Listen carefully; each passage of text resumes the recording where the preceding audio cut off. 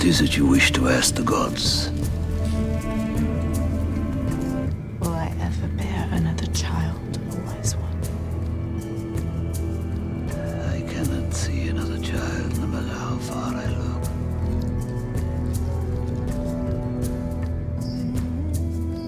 তুষারাবৃত পাহাড়ের উপরে র্যাগনার এবং তার ছেলে বিয়র্ন সামনের দিকে তাকিয়ে চুপচাপ বসে আছে। এই পর্যন্ত আসতে তাদের জার্নিটা খুব একটা স্মুথ ছিল না। অসংখ্য কষ্টের মুখোমুখি হওয়ার পর র্যাগনার অবশেষে একজন সাধারণ কৃষক থেকে ভাইকিংসদের রাজা হয়ে উঠতে পেরেছিলেন। কিন্তু পশ্চিমে গতবারের ব্যর্থতার পর বিয়র্ন প্রতিশোধ নেওয়ার জন্য একেবারে অধৈর্য হয়ে উঠেছিল। এদিন সেসব কথাই সে তার বাবার কাছে বলছিল। তার এই মানসিকতা দেখে র্যাগনার এবার একটু মৃদু হাসেন। এরপর তিনি তার ছেলেকে জিজ্ঞাসা করেন সে যে এত যুদ্ধের জন্য উতলা হয়ে উঠেছে, এর উদ্দেশ্যটা কি। একই সাথে র্যাগনার এমন কিছু কথা তাকে বলতে শুরু করেন যেগুলো তার ছেলের মনে সারা জীবনের জন্য গেঁথে গিয়েছিল। র্যাগনার বলেছিল সে কখনো কোনো ক্ষমতা অর্জনের কথা ভাবেইনি, এমনকি রাজা হওয়ার চিন্তা তার মাথায় কখনো আসেওনি। সে যেটা চেয়েছিল সেটা হলো ভাইকিংসদের প্রাচুর্যে ভরা একটা সুখী জীবন দেখতে। তাদের এই অনুর্বর ভূমিতে আবাদি জমি পাওয়াটা ছিল অনেকটা দুষ্প্রাপ্য একটা বিষয়, এবং এখানকার শীতকাল ছিল অতি দীর্ঘ। মানুষের পক্ষে স্বাভাবিকভাবে যে কোনো কাজ করাটাই ছিল অনেক দুঃসাধ্য। তাই র্যাগনার চাইছিলেন ইংল্যান্ডের বিশাল উর্বর ভূমিতে ভাইকিংসদের স্থানান্তরিত করার। কিন্তু প্রশ্ন হলো র্যাগনারের এই স্বপ্ন কি বাস্তবে রূপ নিয়েছিল? সেই উত্তরটাই আমরা এই পুরো সিজন 3 জুড়ে খোঁজার চেষ্টা করব। ফ্রেন্ডস, স্বাগত সবাইকে ভাইকিংস সিজন 3-র প্রথম পার্টের এক্সপ্লেইনে। আমরা সিজন 2 এর শেষ এপিসোডের শেষের দিকে দেখেছিলাম ওয়েসেক্সের রাজা একবার তাদের 5000 একর জমি দেওয়ার প্রতিশ্রুতি দিয়েছিলেন, এবং তার বিপরীতে র্যাগনার ইংলিশ ভূখণ্ডে তার 100 যোদ্ধাকে রেখে এসেছিল। মূলত সেই কারণেই ভাইকিংসরা রক্তপাত বন্ধ করে ফিরে এসেছিল কাটটেকাট প্রণালীতে তাদের নিজ ভূখণ্ডে। তো এরপর দেখতে দেখতে দীর্ঘ শীত পার হয়ে গ্রীষ্মকাল চলে আসে। যে ভাইকিংসরা পশ্চিমে অভিবাসনের ইচ্ছা পোষণ করেছিল তারা সবাই ইংল্যান্ডে যাওয়ার জন্য প্রস্তুতি নিতে শুরু করেছিল। এর মধ্যে লেগার্থাও তার অঞ্চলে ফিরে গিয়েছিলেন। যেহেতু লেগার্থা পশ্চিমে আবাস গড়ার পরিকল্পনা ইতিমধ্যেই করে ফেলেছিল, তাই এই ভূখণ্ডে ছেড়ে চলে যাওয়ার আগে সে তার জমি জমা স্থাবর অস্থাবর সব সম্পত্তি তার প্রেমিকের হাতে তুলে দেওয়ার সিদ্ধান্ত নেয়। মূলত তাকেই সে তার জমিগুলো পরিচালনা করার সিদ্ধান্ত নিয়েছিল। লেগার্থার এই প্রেমিকের নাম ছিল কাল্ফ।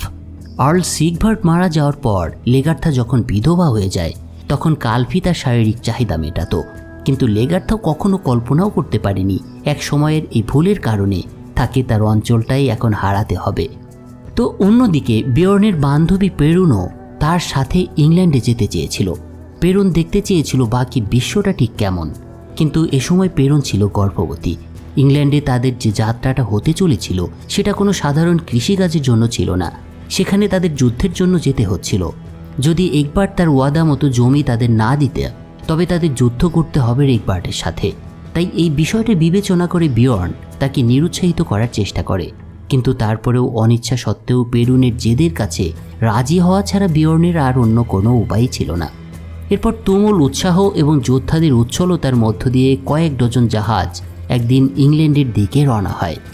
বেশ কয়েকদিন পরে সমুদ্র পাড়ি দিয়ে সবাই একসময় নিরাপদেই ইংল্যান্ডের ওয়েসেক্স রাজ্যে এসে পৌঁছায়। জাহাজ থেকে নামার পর র্যাগনার তার দল নিয়ে সরাসরি চলে আসে একবার্টের প্রাসাদে। এ সময় অদ্ভুত একটা ব্যাপার লক্ষ্য করে সে।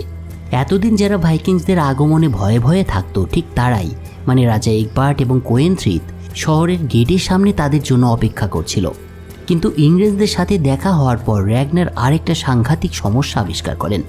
গতবার এখান থেকে চলে যাওয়ার সময় সে তার 100 ভাইকিং যোদ্ধাকে রেখে গিয়েছিল, কিন্তু তাদের কাউকেই এখানে সে দেখতে পাচ্ছিল না, সবাই চলে গিয়েছে। বিষয়টা খেয়াল করে একটু চিন্তিত মনেই ভোজসভায় যোগ দেয় র্যাগনার ল্যাডব্রক। সেখানে একবার্টকে সে জিজ্ঞাসা করে তার ভাইকিং যোদ্ধারা কোথায় গিয়েছে, কিন্তু তার এই কথার জবাব না দিয়ে সবাই বেশ রেগে যায় তার প্রতি। একসময় একবার্ট একটু রেগেই র্যাগনারকে বলে, আমি তোমার জমি দেওয়ার প্রতিশ্রুতি দিয়েছিলাম, কিন্তু এখানকার কিছু অভিজাতদের পক্ষ থেকে সেটার বিরোধিতা করা হয়েছিল, কিন্তু তারপরেও আমি আমার প্রতিশ্রুতি রক্ষা করব। তবে সেটা তখনই সম্ভব হবে যখন তুমি কোয়েনথ্রিথকে মার্সিয়া রাজ্যের সিংহাসন পুনরুদ্ধার করে দিতে পারবে। এটা করলে আমি অন্তত এই অভিজাতদের বোঝাতে পারবো তোমার অধিকারের বিষয়টা। এখানে একটা বিষয় লক্ষণীয় ছিল, সেটা হলো রাজা একবার্ট কোয়েনথ্রিথকে কেন সাহায্য করতে চাইছিলেন। আসলে এটা করার মূল কারণ ছিল একবার চাইছিলেন মার্সিয়া তার সামন্ত রাজ্য হোক, মানে অঙ্গরাজ্য হোক, এবং প্রতি বছর মার্সিয়া তাকে বিপুল পরিমাণে কর প্রদান করুক। এটা বলাই বাহুল্য, এগবার্টের পরিকল্পনা সত্যি খুবই বিচক্ষণতায় পরিপূর্ণ ছিল। তাছাড়া নিজের কোনো সৈন্য না হারিয়ে যদি ভাইকিংসদের দিয়ে মার্সিয়া দখল করা যায়, সেই সুযোগ তো কেউ ছাড়ে না, তাই না? মোটামুটি এই সুবিধাটাই গ্রহণ করতে চেয়েছিলেন রাজা এগবার্ট। আর দীর্ঘমেয়াদী একটা সুবিধা এবং পশ্চিমের আকণ্ঠ সহযোগিতা অর্জনের জন্য র্যাগনারের কোয়েন্থ্রিতের সিংহাসন পুনরুদ্ধার করতে সাহায্য করা ছাড়া আর অন্য কোনো উপায় ছিল না তার হাতে। এ সময় র্যাগনার এবং এগবার্টের বিশ্বস্ত ব্যক্তি হিসেবে পরিচিত অ্যাথেলস্তান লেগার্থার পাশেই দাঁড়িয়েছিল। সেদিন সিদ্ধান্ত হয় অন্য যোদ্ধরা র্যাগনারকে অনুসরণ করে মার্সিয়ার যুদ্ধ করতে যাবে। তবে ভাইকিংসরা মার্সিয়া জয় করার পর যদি সেটা তাদের নিজেদের জন্য রেখে দেয়, সেই আশঙ্কায় এগবার্ট অ্যাথেলউলফকে তাদের সাথে যাওয়ার জন্য একটা সেনাবাহিনীর নেতৃত্ব দিয়ে পাঠিয়েছিলেন। পুরো প্রস্তুতি শেষ করার পর এই দলটি আনুষ্ঠানিকভাবে দুটি পথে বিভক্ত হয়ে রওনা হয়।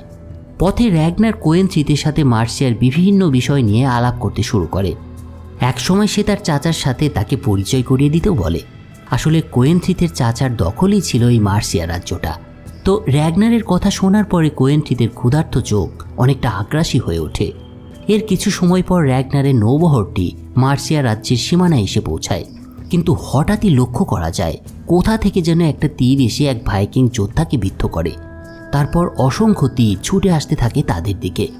এসব দেখে র্যাগনার বুঝতে পারে তাদের মতো অনাহত অতিথির আশা করেনি মার্সিয়া, তাই তাদের এভাবে স্বাগত জানানো হচ্ছে। অসংখ্য তীর তাদের দিকে ছুটে আসা সত্ত্বেও র্যাগনার শান্তভাবে শত্রুর পরিস্থিতি পর্যবেক্ষণ করছিল। সে বুঝতে পারে স্থলভাগে অবস্থান করা সৈন্যদের সংখ্যা তাদের চেয়ে কয়েক গুণ বেশি। এই পরিস্থিতিতে যদি তারা মুখোমুখি লড়াইয়ে নামে তাহলে তাদের জেতার কোনো সম্ভাবনাই নেই। রোলও এটা বুঝতে পেরেছিল, তাই সে সময় থাকতেই সকলকে পিছু হটার পরামর্শ দেয়। কিন্তু র্যাগনার ছিল অনেকটা উচ্চাভিলাষী, সেটা আমরা আগেই দেখেছি, এবং তার আত্মবিশ্বাস ছিল সবসময় সবার থেকে উপরে। আর এ কারণেই হয়তো র্যাগনার ল্যাডব্রক ভাইকিংসদের একজন অন্যতম বিজেতা হয়ে উঠতে পেরেছিলেন। যা হোক, এ সময় শত্রুর কৌশলে সে একটা বিরাট ত্রুটি দেখতে পায়, আর সে কারণেই সে তার নৌবহরকে কোয়েন্থ্রিতের চাচার বাহিনীর দিকেই ধাবিত করে। কোয়েন্থ্রিতের চাচার নাম ছিল বৃহটউলফ। এই বৃহটউলফের দিকে সমস্ত জাহাজ এগিয়ে যেতে দেখে তার ছেলে মানে কোয়েন্থ্রিতের চাচাতো ভাই বার্গেট আতঙ্কিত হয়ে ওঠে। সে একেবারেই আশা করেনি শত্রু নিয়ম ভঙ্গ করে একদিক থেকে আক্রমণ করবে। ফলে বার্গেট তার সেনাদের ভাইকিংসদের দিকে তীর ছুটে নির্দেশ দেন, কিন্তু তীরগুলি তাদের জাহাজ অবধি আর পৌঁছায় না। এই সময়ের মধ্যে ভাইকিং যোদ্ধারা জাহাজ থেকে নেমে পড়তে শুরু করে। তারা কালক্ষেপণ না করে শত্রুকে পাগলের মতো হত্যালীলায় মেতে ওঠে। বৃহটউলফের সেনাদের এই পরিণতি দেখার পরেও বার্গেট অসহায়ভাবে সেটা দেখা ছাড়া তার আর অন্য কোনো উপায় ছিল না। এর কিছুক্ষণের মধ্যেই র্যাগনার বৃহটউলফের পক্ষের সব সৈন্যকে একেবারে কচুকাটা করে দিয়েছিল। এদিকে নিজের সেনাদের এই পরিণতি দেখে পালানোর সময় ফ্লোকি বৃহটউলফের শিরচ্ছেদ করার জন্য উদ্যত হয়। এ ধরনের পরাজয় দেখে বার্গেট তার সৈন্যদের নেতৃত্ব দেওয়া বাদ দিয়ে দৌড়ে পালিয়ে যাওয়ার চেষ্টা করেন।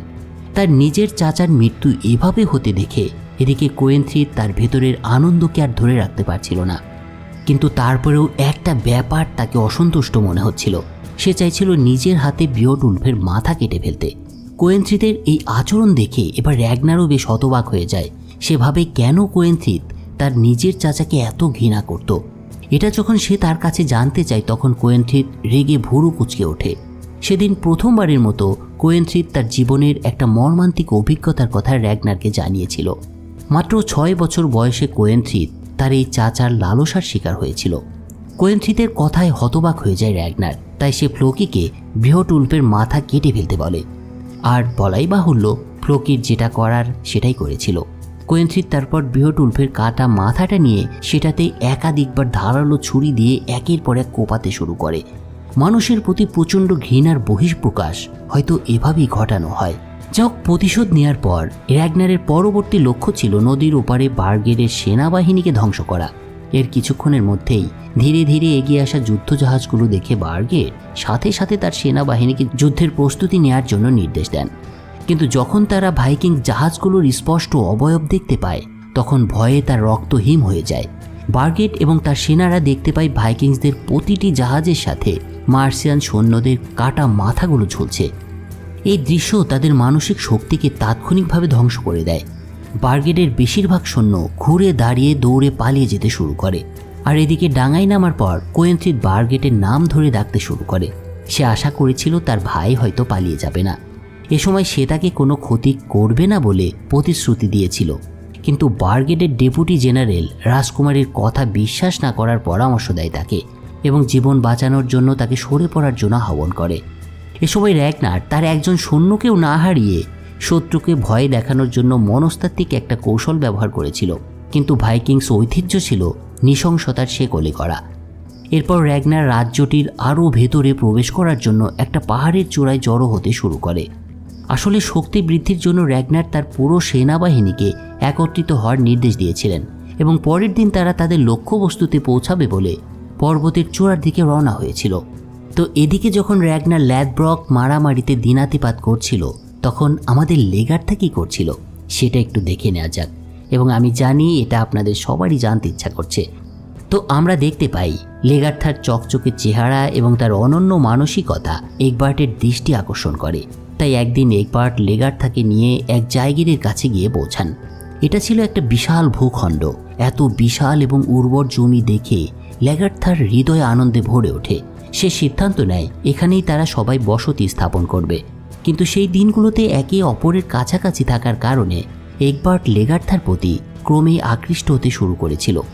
এ সময় এগবার্ট শুধু লেগার্থা এবং তার ভাইকিং সঙ্গীদের নানা ধরনের উৎপাদন সরঞ্জাম দিয়ে সাহায্য করেননি, বরং বিশেষভাবে তিনি একটা ব্যবস্থাও করে দিয়েছিলেন। কৃষিকাজের সঠিক নির্দেশনা দেওয়ার জন্য বিশেষজ্ঞদের একটা দল পাঠিয়েছিলেন এগবার্ট অনেকটা লেগার্থার মোহে পড়েই সেখানে বেশ কয়েকদিন অবস্থানও করেছিলেন।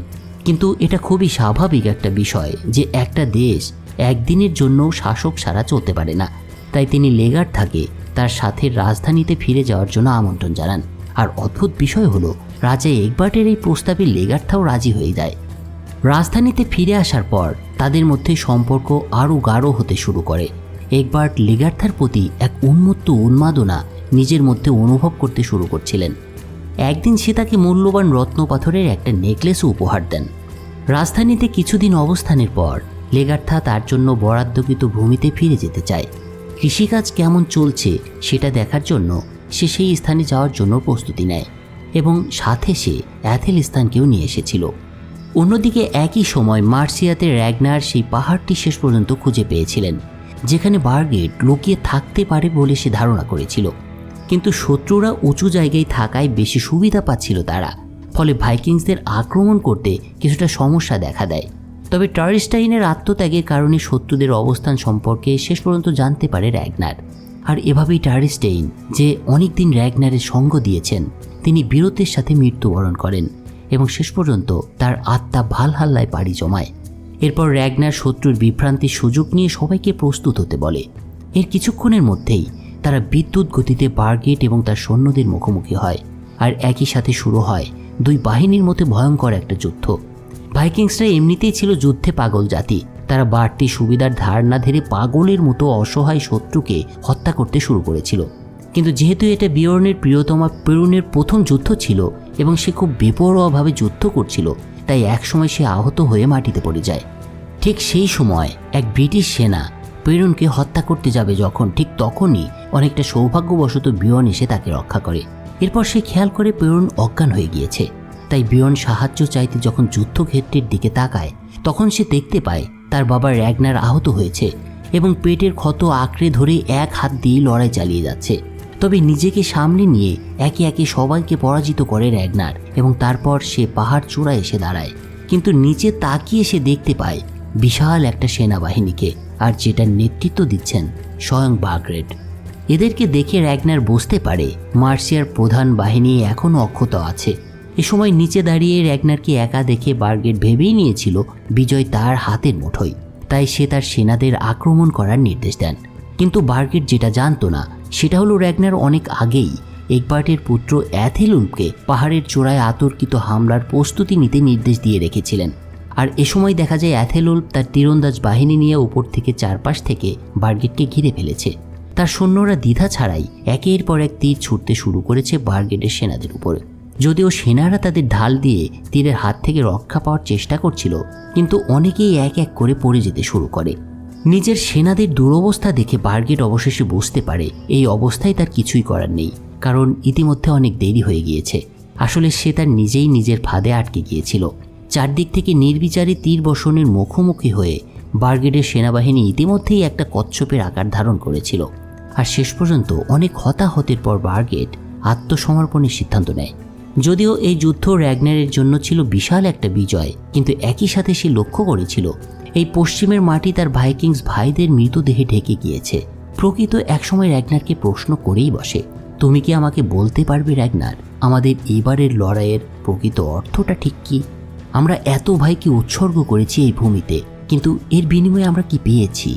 ফ্লোকির কথায় র্যাগনার আসলেই এবার কোনো সদুত্তর দিতে পারে না। অন্যদিকে গুরুতর আহত পরুণকে দেখে বিয়র্ন নিজেকে খুব অপরাধী ভাবতে শুরু করেছিল। তার বারবার মনে হচ্ছিল পরুণকে এত নিষ্ঠুর যুদ্ধক্ষেত্রের মুখোমুখি হতে দেয়া তার উচিত হয়নি। কিন্তু তখন র্যাগনার তার দিকে এগিয়ে আসে এবং বিয়র্নকে সান্ত্বনা দেওয়ার চেষ্টা করে। কিন্তু যখন সে জানতে পারে পরুণ ইতিমধ্যে গর্ভবতী, তখন র্যাগনার একেবারে হতাশ হয়ে পড়ে। এই যুদ্ধে সবচেয়ে বড় সুবিধা হয়েছিল শুধুমাত্র কোয়েন্ট্রিথের। তার ভাইয়ের জীবন বাঁচাতে সে র্যাগনারের কাছে ক্ষমা চাইতে বার্গেটকে নিয়ে একসময় তার কাছে এসে হাজির হয়। বার্গেটের আচরণ দেখে এটা বোঝাই যাচ্ছিল এই লোকটা খুবই ভীত এবং কাপুরুষ টাইপের মানুষ। সে তখন বারবার র্যাগনারকে বলতে শুরু করেছিল তার চাচা তাকে উৎসাহিত করেছিল যুদ্ধ করতে, তার কোনো দোষ নেই। এ সময় র্যাগনার ছিলেন রেগে, তাই তার কথা সে মোটেও শুনতে চায়নি। ফলে মাথার উপরে আঘাত করে তিনি সরাসরি বার্গেটকে ধাক্কা দিয়ে ফেলে দেন। অন্যদিকে আর একটা বিচিত্র ঘটনা ঘটেছিল ওয়েসেক্সে। পুত্রবধূ এবং বাবা একই বাথ হাউসে গোসলে ব্যস্ত ছিল, মানে অ্যাথেলউলফের স্ত্রী এবং তার বাবা একবাটের কথা বলছি। অদ্ভুত ব্যাপার হলো তাদের মধ্যে কোনো অস্বস্তির দেখা পাওয়া যাচ্ছিল না, বরং একবার্ট লেগার্থা এবং অ্যাথেলস্তানকেও ডেকে নিয়ে আসেন তিনি তার স্নান ঘরে। তারা চারজন বাথ হাউজে অনেকটা খোলাখুলিভাবেই একে অপরের সাথে গল্পে মেতে উঠেছিলেন সেদিন। এটা বলাই বাহুল্য, তাদের এই অদ্ভুত ফাস্ট মানসিকতা তখন সত্যি আশ্চর্যজনক লেগেছিল। তবে যখন লেগার্থা এবং একবার্ট কথা বলছিলেন, তখন তারা নিজেদেরকে একটুও সংযত রাখতে পারেননি। এতে করে পাশে থাকা জুডিথ কিছুটা বিব্রত হয়ে পড়ে, তাই অনেকটা তাড়াহুড়ো করে সে সেখান থেকে চলে যাওয়ার একটা অজুহাত খুঁজে পায়। এ সময় অ্যাথেলস্তান ও কৌশলে তার পিছু নেয়। বাইরে বেরিয়ে অ্যাথেলস্তান দেখতে পায় বাথ হাউজের বাইরের একটা বেঞ্চিতে বসে আছে জুডিথ। অ্যাথেলস্তান জুডিথকে দেখে তার দিকে এগিয়ে যায় এবং তাকে জিজ্ঞাসা করে কেন সে হঠাৎ এভাবে স্নান উপভোগ করা বাদ দিয়ে চলে আসলো। তার কথার উত্তরে জুডিথ এবার একটু লজ্জা পায়, কিন্তু তারপরেও সে অ্যাথেলস্তানকে তার চলে আসার প্রকৃত কারণটা জানায়। এরপর সে বলে একটা চমকে যাওয়ার কথা।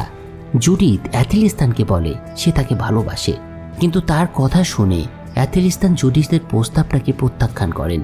সে তাকে এটার কারণ হিসেবে বলেছিল অ্যাথেলস্তান তার প্রভু যিশুর একজন সাধারণ দাস মাত্র, এর বাইরে তার কোনো কিছুর প্রতি লিপ্সা থাকা উচিত নয়। অ্যাথেলস্তানের কথা শুনে জুডিথের মনটা ভেঙে যায় এবং সে সেখান থেকে একাই চলে আসে। এরপর অ্যাথেলস্তান ফিরে আসে স্নান ঘরে, কিন্তু সে একবার্ট এবং লেগার্থার চরম অন্তরঙ্গ দৃশ্যটি দেখে ফেলে। আসলে লেগার্থা এবং একবার্ট বাথ হাউসেই একে অপরের সাথে মিলিত হয়েছিল। এদিকে লেগার্থা যখন রাজার সঙ্গে রং ঢঙে ব্যস্ত, তখন তার প্রাক্তন স্বামী র্যাগনার আগের দিনের ভয়াবহ যুদ্ধে ভীষণ আহত হয়ে পড়েছিলেন। তার পেটে গভীর ক্ষত তৈরি হয়েছিল। আহত অবস্থায় র্যাগনার যখন ঘাসের উপরে শুয়ে আছেন, তখন প্রচণ্ড ব্যথায় কথা বলতে পারছিল না সে। ঠিক একই সময় কোয়েন্ট্রিথ ধীরে ধীরে তার দিকে এগিয়ে আসে। কোয়েন্ট্রিথ চারপাশে তাকিয়ে যখন কাউকে দেখতে পায় না, তখন তার স্কার্ট তুলে র্যাগনারের ক্ষতর উপরে বসে পড়ে সে। কিছুক্ষণের মধ্যেই দেখা যায় র্যাগনারের ক্ষত থেকে রক্ত বেরিয়ে আসছে। আসলে এটা ছিল কোয়েন্ট্রিথের ক্ষত সারানোর একটা অদ্ভুত পদ্ধতি। কিন্তু র্যাগনার প্রথমবারের মতো বিষয়টা দেখে বেশ অবাক হয়ে গিয়েছিল। তবে তার মুখের অভিব্যক্তি দেখে বোঝা যাচ্ছিল এবার সত্যি হলেও র্যাগনারের কিছুটা উপশম হয়েছে। কোয়েন্ট্রিথের এই কাজে খুব খুশি হয় র্যাগনার। এরপর তারা একবার সম্পর্কে আলোচনা করতে শুরু করে। সেদিন কোয়েন্ট্রিথ র্যাগনারকে একটাই পরামর্শ দেয়, সে যেন একবারকে হালকাভাবে না নেয় এবং তাকে অন্ধভাবে বিশ্বাস না করে। একই সাথে কোয়েন্ট্রিথ র্যাগনারকে আরও বলেছিল একবার শুধু নিজের স্বার্থের কথাই ভাবেন। তার কথার উত্তরে র্যাগনার তাকে বলে সে একবার্টের জন্য এখানে লড়াই করেনি, সে শুধু তার জাতির জন্য লড়াই করেছে। তো কিছুক্ষণ কথা বলার পর কোয়েন্ট্রিথ আবারও র্যাগনারের আঘাত সম্পর্কে তাকে জিজ্ঞাসা করে এবং তাকে আবার শুয়ে পড়তে বলে।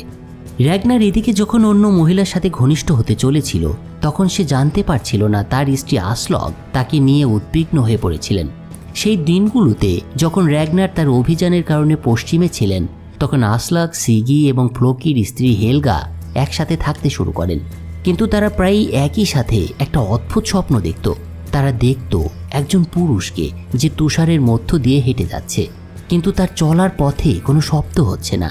তার এক হাতে ছিল জ্বলন্ত তুষার গোলক এবং অন্য হাতে ছিল রক্ত, আর রক্তের ফোঁটা তুষারের উপরে পড়ছিল।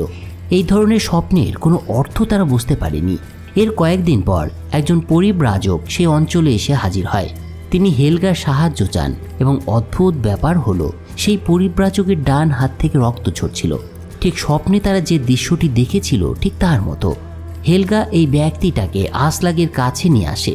যেহেতু তিনজন একই স্বপ্ন দেখেছিল তাই তারা তিনজনই লোকটা সম্পর্কে জানতে খুব কৌতূহলী ছিল।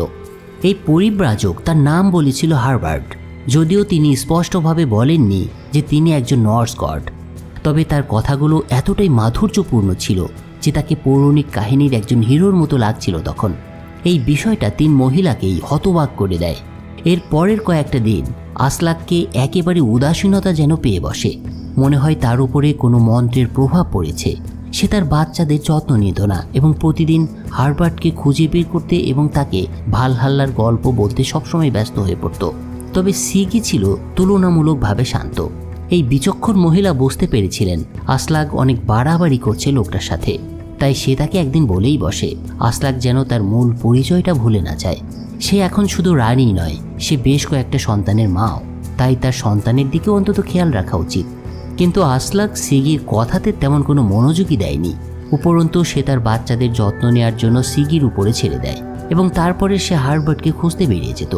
সার্বিক পরিস্থিতি দেখে এটা বলাই বাহুল্য যে মানুষকে ধোঁকা দেওয়ার ক্ষেত্রে হারবার্টের দক্ষতা ছিল সত্যি চিত্তাকর্ষক। একদিন সে আসলাগকে একটা জরাজীর্ণ ঘরে নিয়ে যায়। কিছু সাধারণ কয়েকটা কথা বলার পর হারবার্ট আসলাগকে তার পোশাক খুলতে বাধ্য করে। এমনকি হারবার্ট তাকে এমনভাবে প্রভাবিত করে যে আসলাগের মনে হতে থাকে এই লোকটার সাথে সঙ্গম করা তার জন্য অনেক বড় সম্মানের একটা ব্যাপার।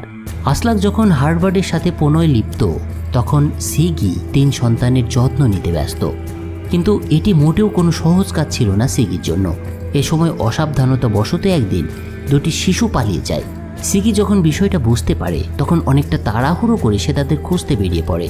পাহাড়ের দিকে এসে সিগি দেখতে পায় শিশু দুজনকে বিপজ্জনক বরফের দিকে হেঁটে যাচ্ছে তারা, আর তাদের দেখে সিগি চিৎকার করে তাদের ডাকতে শুরু করে। কিন্তু তার চিৎকার সত্ত্বেও বাচ্চারা তাকে সম্পূর্ণভাবে উপেক্ষা করে সামনের দিকে এগিয়ে যাচ্ছিল। তাদের আচরণ দেখে মনে হচ্ছিল কোনো এক রহস্যময় শক্তির দ্বারা আকৃষ্ট হয়ে সেদিন সেদিকে এগিয়ে যাচ্ছিল দুটো ছোট শিশু। তাই কোনো উপায় না দেখে সিগি এবার তাদের অনুসরণ করতে শুরু করে। কিন্তু এক সময় সে বরফ ভাঙার শব্দ শুনতে পায়, আর সেই মুহূর্তে বাচ্চা দুটো বরফের গর্তে পড়ে যায়। কিন্তু সিগি নিজের নিরাপত্তার কথা চিন্তা না করে ছুটে যায় তাদের দিকে। কাছে গিয়ে সিগি দেখতে পায় বাচ্চা দুটো পানিতে পড়ে হাবুডুবু খাচ্ছে। র্যাগনারের বাচ্চাদের দেখে সে এবার পানিতে ঝাঁপিয়ে পড়ে তাদের উদ্ধারের জন্য, কিন্তু সে তাদের উদ্ধার করতে পারলেও সিগি বরফের হ্রদের পানিতে ডুবে মারা যায় সেদিন। সিগির এই মর্মান্তিক মৃত্যুর খবর জানার পর আসলগ নিজেকে দোষী ভাবতে শুরু করেছিল এবং অনেকটা ইচ্ছাকৃতভাবেই হারবার্টের থেকে নিজেকে দূরে সরিয়ে নিয়ে যেতে শুরু করেছিল। হারবার্টও আসলাগের আচরণ দেখে বুঝতে পেরে এই কাট্টেঘাট ছেড়ে চলে যাওয়ার সিদ্ধান্ত নেয়। এরপর সে যখন চলে যেতে নিচ্ছিল তখন আসলাগ তাকে জিজ্ঞাসা করে সে আসলে কে, কিন্তু তার কোনো কথার জবাব না দিয়ে হারবার্ট বেরিয়ে যায় ঘর থেকে। কিন্তু এ সময় হেলগা তার পিছু নেয়। কিন্তু বাইরে গিয়ে সে যেটা দেখতে পায় সেটা হচ্ছে লোকটা কুয়াশার মধ্যে যেন অদ্ভুতভাবে হারিয়ে গেল। হঠাৎ হাজির হওয়া সাদা কুয়াশা কেটে যাওয়ার পর রহস্যময় সেই মানুষটির কোনো চিহ্নও সে দেখতে পেয়েছিল না। ফলে হেলগা ভেবে নেয় সে সত্যিই কোনো দেবতা হবে হয়তো। ওদিকে যুদ্ধে জয়লাভের পর র্যাগনারের বাহিনী ওয়েসেক্সের দিকে ফিরে আসতে শুরু করে। অ্যাথেলুল্পো তাদের সাথে ছিল এবং সে তার স্ত্রীকে খুব মিস করছিল। তাই বাড়িতে ফিরেই সে জুডিথের সাথে মিলিত হয়। কিন্তু জুডিথের মনে তখন অ্যাথেলিস্তান নামে অন্য এক পুরুষ বাসা বেঁধেছে এবং এর মধ্যে অ্যাথেলিস্তানের সাথে জুডিথ শারীরিক সম্পর্কেও মিলিত হয়েছিল কয়েকবার। অ্যাথেলিস্তান শেষ পর্যন্ত নিজের সংযমকে ছিন্ন করে জুডিথের কাছে নিজেকে সমর্পণ করেছিল। যা হোক, তবে শুধু সেই নয়, আমাদের ল্যাগার্থও কিন্তু অলস বসেছিল না। এই সময় সে প্রতিদিন এগবার্টের সাথে দৈহিক আনন্দে ডুবে থাকত। ল্যাগারথার সুন্দর চেহারার আকর্ষণ ইতিমধ্যে এগবার্টকে তার প্রতি অক্ষম করে তুলেছিল বলাই যায়। আর এগবার্টও চেয়েছিল ল্যাগারথা তার পাশে থাকুক এবং তার উত্তরাধিকার জন্ম দিক। কিন্তু লেগার্থার শিরায় ভাইকিংসদের রক্ত বইত এবং সেই রক্ত শুধু লড়াইয়ের জন্যই নিযুক্ত ছিল, তাই সে এগবার্টের প্রস্তাবে সাড়া দেয়নি। তো এরকম একটা দোদুল্যমান অবস্থার মধ্যেই আজকের পর্বটা এখানে শেষ করছি। আপনাদের জন্য খুব শীঘ্রই পরের পর্ব নিয়ে ফিরে আসছি। সে পর্যন্ত সবাই সুস্থ থাকুন, ভালো থাকুন এবং চ্যানেলটা সাবস্ক্রাইব করতে ভুলবেন না, অনুরোধ থাকলো।